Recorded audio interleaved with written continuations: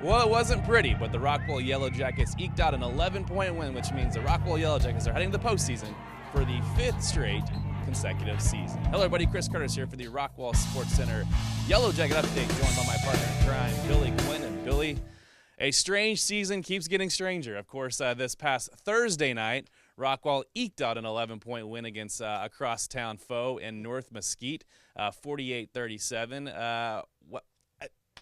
It started good. It started good.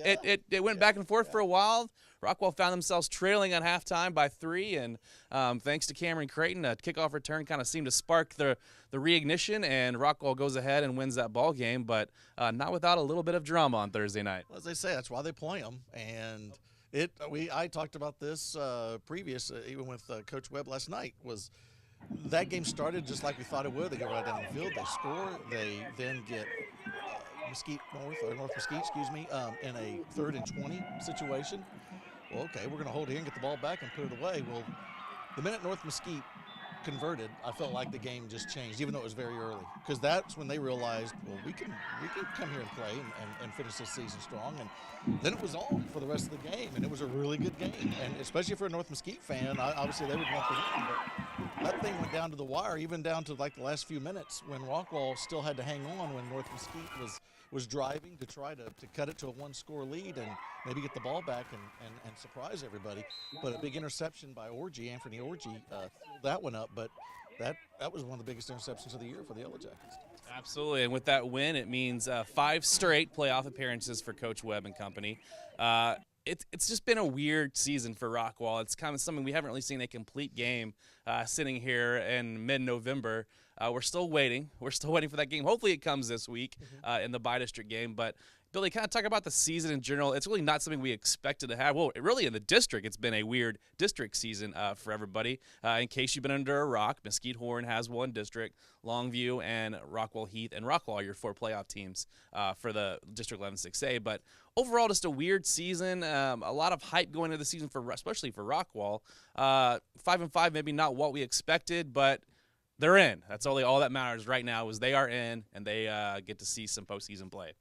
I think a big deal is confidence, and I know this team has a lot of confidence, and that's been the impressive thing throughout this season, because there's been many, many times during the season that they could have gone out there and said, this ain't our year. Things are not clicking, and I think you see a lot of talented teams where the season on maybe a play or a game takes a turn, and there was a couple times this year you thought, well, I hope we don't take a turn here after that tough loss. You see it in the pros. People pick the New York Giants to go to the Super Bowl, and they only have 1 win so far halfway through the year. You see it in college football where there are teams that were supposed to do a lot, and they go out there and lay an egg. So it happens in high school also, especially high school with younger, more inexperienced kids out there. But that's the most impressive thing I've seen this year for the Yellowjackets is they've had some bad luck. They've had some mistakes that they've lost games. They've had some heartbreakers. It seems like every loss was a heartbreaker, and here they are. They found their way in, and now you're starting fresh. And it's just been it has been a crazy year. To go back to your point about this being a crazy year, yeah, this has been the craziest year of all the years to me. We've been doing it 10 years now. To me, this is the craziest one where not only Rockwall 5-5, you sit there and you look at them play a lot, and you go, how are they only 5-5? How are they not at least 7-3, 8-2? There's a loss there to South Lake that they lost that one. They got beat in that one. But all the others, you're like, well, we could have won. But then you go the year before, as I mentioned, there's a couple breaks that went their way, and the season looked better. They still win a couple rounds in the playoffs. And so that's what we're looking for here. But no, you go through this whole deal. When we started this deal, I was adamant about, well, nobody's going to go undefeated in this district. Well, lo and behold, Horn's undefeated in district. And not a team we really expected to go undefeated either. I was thinking either John Tyler or Longview may go undefeated, not Horn. Well, Horn goes out there and whips up on everybody. So they're undefeated. Longview, with the 1 loss, is in second, as you mentioned. But they don't look as dominant as they had in years past. They're very good. But yet here they are 7-1 or 6-1 in district, and then Rockwall and Rockwall Heath where Rockwall Heath defeats Rockwall in that crazy game. They get the upper hand because of that tiebreaker and everything, but yet they're going into the playoffs on a 3-game losing streak. Rockwall's going into the playoffs on a 3-game winning streak. Now, it has to do with schedules sometimes too, that Rockwall's playing 3 teams the first time of the year. These last 3 weeks they played teams that weren't highly ranked, and Heath is playing a tougher part of their schedule. And so that's a little bit deceiving also. But here we go into the playoffs, and Rockwall riding that 3-game winning streak is huge, and they have confidence, and they can go out there. I know that they're looking at it as, hey, man, it's a brand new season now. Everybody's 0-0. Why not go and just, punch that gorilla right in the mouth? Absolutely. And before we get there, kind of talk about the season in general, it kind of seems like once again this year, the game that got them in was the John Tyler victory. Of course, you and I were sitting here on a Monday morning after that John Tyler game and saying, whoa, where has this team been? It's going to be we might go undefeated in district. And Right. sure enough, it kind of turned south for a little bit there. But that was once again a game that Rockwall needed to win, and they won big. And also, it knocked John Tyler out of the playoffs, which we both thought beginning of the season, John Tyler was going to be a force to reckon with in this district and possibly win the district, as you mentioned. As we talked about this before we went on the air, before we recorded this, was like, how is John Tyler on the outside looking in? That's a pretty good ball club. And that was an odd season for them where we just kill them, destroy them. And then they go off and they destroy a couple people and they get some big wins. They got a nice close win against Rockwall Heath. And that was impressive, but then they go off and then they don't. It's just crazy the way this whole thing has turned around. And no, I agree. I think this whole scenario with this season and with this district, I don't want to play anybody in this district if I'm in this by district round. If I'm in 12-6A, I really don't want to play anybody in this district right now because they've got a couple teams coming in, not as Rockwall Heath on a losing streak. Well, I don't care. I mean, they can come up and play you, and of course we're very confident Rockwall will. And it has been a very odd year. Like I said before, I'm very impressed with the players and the coaching staff keeping their heads up because you're right. They beat John Tyler, blow them out to start the district play, lose to Longview, but it was on a freaky little, they were about ready to win that thing, it looked like, and go 2-0 pick, and then you lose that one. Okay, fine. And then you had the crazy loss against Heath, and all of a sudden you're sitting there looking at 1-2 and playing Horn. Then it goes to 1-3 when you lose by an extra point. A missed extra point to Horn, which there was other things involved with that too, but you lose another heartbreaker. How do you come back from that? And they did. And they did with... Use that bye week very carefully. They did, and they came back with flying colors because they go out there and take care of business against 3. Mesquite's struggling this year, and they did what they're supposed to, but that Lee game was very worrisome. They go out there and handle their business with them and then pull off a very difficult win over North Mesquite, a team that is extremely talented.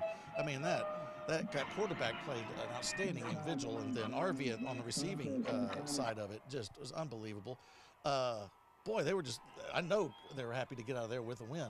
But down 10 points in the second half, big kickoff return from Cam Creighton really sparked the team, and then it was on after that. But that was going to be a tough one. If Cam doesn't bring that one back, I don't think that they still would have lost, but that would have been a much tougher comeback. You might see some smoke and fire coming out from Rockwall High School this week. You might see some more bonfires maybe because that seemed to be the spark plug that Rockwall needed. That's 3 straight for them. You look ahead now to what lays in front of Rockwall.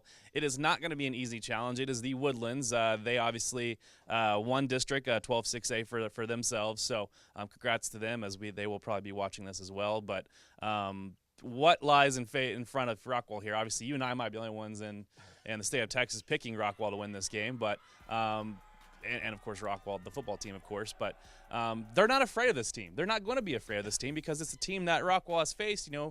It's teams like the Woodlands they faced this year, and they're not going to be afraid of a team like this. And I think it's going to be a very shocking game for a lot of people. I hope so, and I believe it can be, and I believe it will be. This is why they play these very difficult non-district schedules. They've already played Highland Park, which is an outstanding. They're 5A, but they're maybe the best or one of the best 5A teams in the state. They beat them. They play toe-to-toe with South Lake Carroll. They lose that one, double digits by the end there. South Lake Carroll kind of pulls away.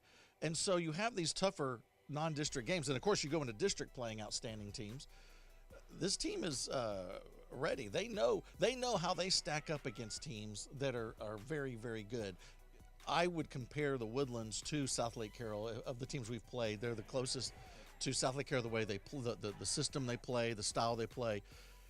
And Rockwall's right there with them, South Lake Carroll, the last 2 years. I mean, it came down to one series 2 years ago against Carroll, or that game may have gone to overtime. And then this one, Rockwall goes toe-to-toe with them, and then Carroll does pull away in the end. And that was probably the most lopsided loss that Rockwall had. And I can't remember the total number, but they lost by double digits. But I have no doubts that Rockwall's going to go in there and give Woodlands everything they can handle. I just feel that the way this team plays, and yeah, they're 5-5 and 4-3 in district, but we've talked about this is the best 5-5 team out there possibly. And if I'm the Woodlands, and they're outstanding. I listened to their game Friday night. They beat College Park and looked at a few things, and they're very, very good. It doesn't look like they have any weaknesses. Every position is excellent athletes and excellent players. They have a great system and they have a great tradition. They were in the state championship last year, and Lake Travis had to pull one out to defeat them. And I know their whole goal is to get back there, and they can. That's a very good team, and to go to their stadium and expect to beat them is a tall order. But why not? Why not us? Because if there's one team that can come in and do it, I think it's Rockwall. And not just saying that because we love the Jackets. I think they can. And now they got to play a very, very good game. They can't go out there and make mistakes and have penalties that stall drives and have turnovers and things like that. And we've done that a few times this season. Some we've overcome. Some, that's the reason we lost these games. And when you go against a very good team, little mistakes become huge. And they can't do that in this game. They have to go out there and play their best game. And I know the coaching staff's going to have a plan that's going to give them the best chance. And it's going to be fun, and I know that it's going to be it's a Saturday afternoon game. That gives everybody time to get down there. It's going to be an outstanding atmosphere. If you know the Woodlands and their history and their tradition, that it's going to be packed, and it's going to be a fun atmosphere. Absolutely. Speaking of confidence from you, there's confidence from Coach Webb, and I also talked to the Orgy brothers as well after the game on Thursday night to see what they had to say about their team's chances against the Woodlands. It's gonna be a good game. We're gonna be the best team they played all year. We're 5-5, but we're gonna be the best 5-5 team we ever played. So we just gotta go out, practice hard, and play harder. They've never seen something like us. I promise them that. It's gonna be crazy when we show up. They don't know what to expect. Rockwall's always been this big, formidable foe, and they're looking at the record. They're like, oh, they're not that bad, but they shaking. I know they are. We're going to slay the dragon. That's our mindset, slay the dragon, go down there and get after them on their home field. Well, Billy, Coach Webb says slay the dragon, so I'm sure that hashtag is going to be thrown out there this week, of course, on Twitter. And, of course, the Orgy brothers saying that the Woodlands is not ready for this team. They're going to surprise them. So the confidence is there. Obviously, that starts from Coach Webb and showing these kids that, hey, there's a chance and that we're going to play in this game. We're going to be a good contender for the Woodlands, and, heck, let's go beat them. Why not? As you mentioned, why not us? Why not us? We've done it before. 2 years ago against Spring. Yeah. Go against Spring at Waco ISD Stadium. That was if I remember right, the third round of the playoffs. And Spring was undefeated that season. They came out of the Houston area, of course, and they did have one loss, but it was a forfeit. They got in a fight with, I think, Westfield, if I'm not mistaken. And so both teams took a loss because they got in a big on-field fight. But on the field, Spring was undefeated and had destroyed pretty much everybody. Rockwall goes out there, and they did not play a great first half. If I remember right, they were down by 10 or something at halftime, and they went out there and took it to Spring the second half. And it was so you can, and there's precedent there. That was a very, very good team. And so Rockwall's done it. They can do it. They've gone out. They beat Highland Park this year. They have, and if they haven't won, they've taken people all the way to the line, to the end. Last year against Capel, it's a fluky play that ends it. Rockwall's leading, just a minute or two left in the game, and a fluky play that gets them fumbled, throw it up, and get a touchdown, and all of a sudden the season's over. But that's where I think the confidence comes back a lot. Is there's precedent. There's times that you can point to and say, well, yeah, we've gone and beat them guys or played those guys, and here you go. And like I said, you can go back if y'all want to go and compare a team to the Woodlands. I think you can look at South Lake Carroll. I think that's a team you can look at, and it's going to be a blast. It's going to be, you can't ask for anything more.